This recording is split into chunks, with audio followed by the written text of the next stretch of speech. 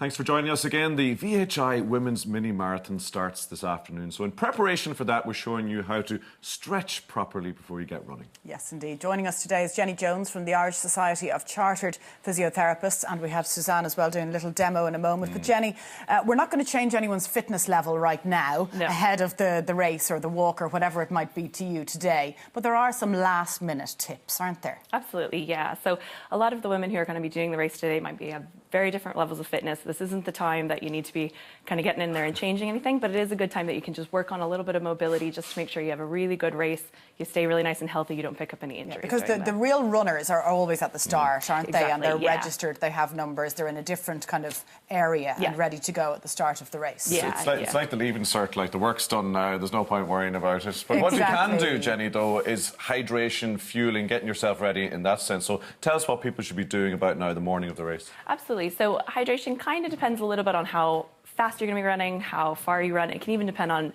if you're kind of a saltier sweater than most. So so if you lose a little bit more salts, you need to be a little bit more careful about how you're hydrating. But a good rule of thumb is you don't necessarily want to be kind of drinking quite a lot of water before the race. So you kind of want to stop drinking maybe at least 20 minutes before the race. If you continue, sometimes it's just going to stimulate your stomach. You might just feel like you need to go to the bathroom a little bit.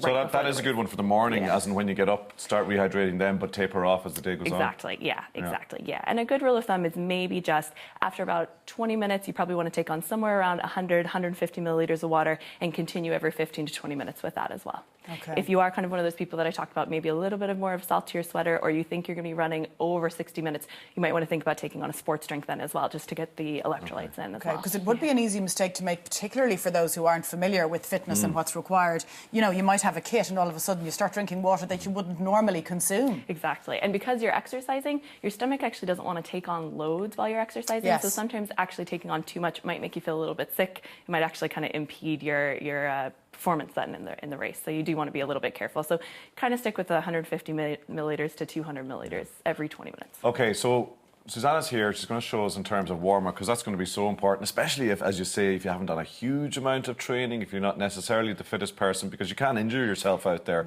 So show us what Susanna's going to do. Absolutely. So basically what we like to start out with before you go for a run is what we call a dynamic warm-up. So it stretches, but it's making sure that you're moving throughout the stretches. It kind of keeps your blood flow going through the muscles, gets them warmed up.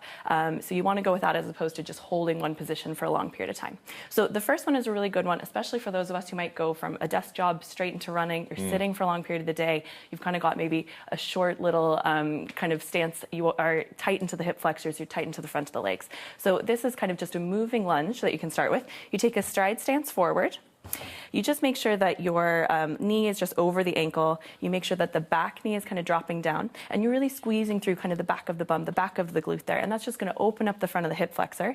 And this is a nice one because then it also activates the back of the hip and also activates the quadricep on the other side. So you're getting the blood flowing, but you're also kind of stretching some of these areas that might be a bit tight. Right, so you're gonna feel the burn in the bum there, right? You'll feel a little bit of burn in the bum, maybe in the front leg as well, and you'll feel a little bit of stretch at the front of the hip. So that's what you're really counteracting that hip flexor. So if there's anyone standing in their kitchen or the living room, the bedroom today, join in. Doing the marathon today, get it yourself in front of the Anna, TV you're going to do it as well, aren't you? In the heels, Give it a few lunges there. Next up, okay, so you've done your lunges, you got the bum and the glutes and all that going. Walkouts and the single leg deadlift. So these are another one to kind of just get some of those tightened muscles maybe from the sitting as well. So the back of the legs, the hamstring. And basically what you're doing is just tilting yourself forward, kind of squeezing the abs, very gently taking the hands to the floor. You can bend the knees a little bit if you are tight into the hamstrings. And you just slowly bring yourself out into a little bit of a plank, get some of that core activation back in, kind of get yourself ready for that kind of upright position that you're going to need when you're running, and then slowly back in. Again, you can take that little bend in the knee if you need, and then slowly bringing it back up. And that just stretches out the whole kind of what we call the posterior chain, the hamstrings, the back of the glutes, and kind of gets you a little bit more active in the core so that you're kind of ready for that upright kind of forward By motion. the way, Susanna is making this look very easy. Very easy. That was a little too impressive there, Susanna. Especially the way you walk back. Because the getting back is always the hard bit, isn't it? It's like, I'm staying down here for a while. Exactly.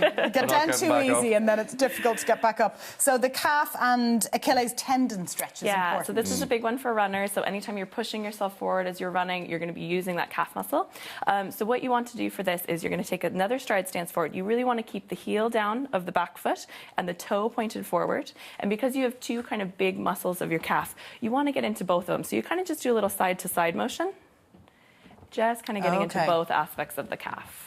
So is that stretching your calf and your Achilles? It's stretching your calf, yeah. Though you can deepen it a little bit into the Achilles tendon by just bending the back leg. So you're doing the exact same thing. You're keeping the heel on the ground, toe pointed forward, but you're actually bending that back knee, and that moves it down. Yeah, because I did my Achilles tendon doing a run about 3 months ago. It took about 2 months to recover because it's one of the hardest parts of the body to actually recover. To repair, is it? It is, yeah. And it's hard to kind of get back to running then because you use it so much, you know, when you are running. So this is a nice way of kind of getting through that full range of motion for it and trying to keep it as healthy as possible. That's the hardcore training you were doing. Well, exactly. You know, at that level. Ultra marathon 5K. No, side lunge is next. Yeah. Great. So this is just another one. It activates the outside of the hip and it just kind of stretches the inside of the hip. So you take a little bit of a stride stance and you're just kind of getting in and out of those hips. You're keeping both feet, again, just planted on the ground, just so that you can kind of allow that stretch to kind of happen a little bit higher. And that's a very common one. That's one you would see runners and walkers doing all the time, isn't it? Well, the outside of the hips are really important for runners. They really keep you nice and stable. They can prevent injuries from happening lower down if you're strong into that area. So this is a nice way of just making sure you're not too tight on the inside and you're nice and active on the outside. You have a last one for us, thoracic whips, which sounds quite unpleasant and painful, but isn't, I'm sure. It actually feels very good. So the good thing about thoracic whips, again, if you've been sitting for a long period of time, you're going to be quite tight into kind of the upper spine, which is that thoracic spine. So basically, you're just using your body momentum here to kind of take yourself into that mobility. So you're just letting yourself kind of whip back and forth very gently, but you're letting your own body weight kind of take you there. And this really helps to kind of just loosen out kind of some of the shoulder muscles in the back and just very, very gently open up that area of the spine. Gets that kind of middle loosened up as well, doesn't it? Absolutely, yeah. Because sometimes I'd see patients come in and you know, they are quite tight into the neck or they are kind of feeling that during the run as well. And so sometimes just getting that area. We're right out of time. Just quickly though, after the race, once you've done, you're elated, brilliant, you've finished it, you're celebrating with your friends, what should you do right after the race, just to round off? Well, basically, you definitely want to make sure that you stay warm. So the weather today is a little bit kind of hit and miss. So make sure that you're kind of taking the layers off, taking off your kind of wet layers and putting on something dry. Taking on some sort of kind of carbohydrate-based food, so like a banana, they usually have something Pizza. like that. And then just making sure that you kind of continue a little bit of walking very, very gently. You don't want to go from kind of a full-on run and then just stop immediately. You do kind of want to take a little bit of that time to cool down. So the ISCP, we're one of the sponsors of the event, and we'll be there at a cool down. Help anybody who's in a bit of bother. Jeni, Absolutely, Susanna, thanks for that this morning. Thank you very much, ladies.